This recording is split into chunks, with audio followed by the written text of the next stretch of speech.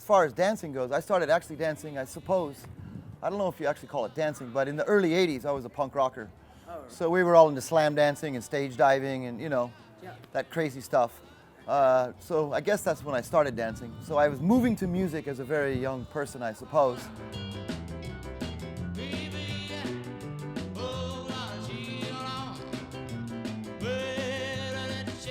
Like drunk parties, partner dancing in the hallway at the house to country music.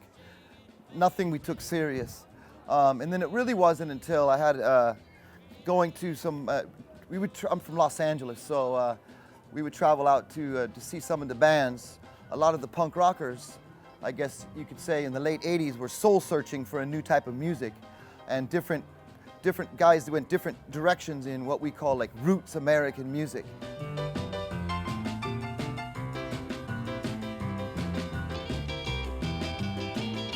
A friend invited me to a bluegrass festival and I got to see Bill Monroe. And when I saw Bill Monroe, I was like, oh my God, this guy is like the most punk rock guy I've ever saw in my life, playing really, really fast with his mandolin. And so I got into that old style stuff, but it was this weird transition that I would say a lot of us from Los Angeles kind of got into.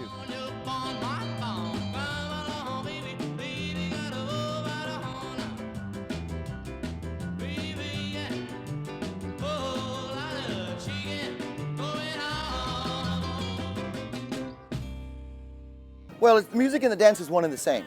You have to understand that you can't research dance without the music.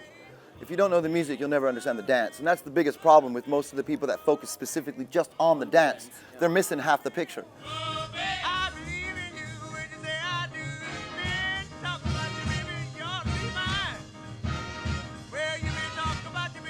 Sometimes I think of it almost as cooking. Without knowing the ingredients, you can't really put together the dish and why these certain ingredients work together and how they interact with each other to create a taste.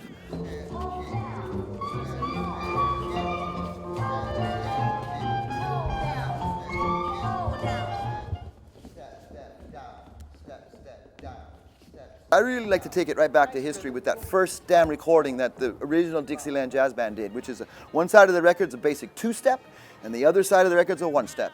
If you can learn both of these, all those other dances are easy as hell. And so, and once again, I'm only telling you through my mistakes and my struggles that this is the answer. And it took me years of research to realize the history is the blueprint for the future. And if you just go back far enough, you have all the ingredients.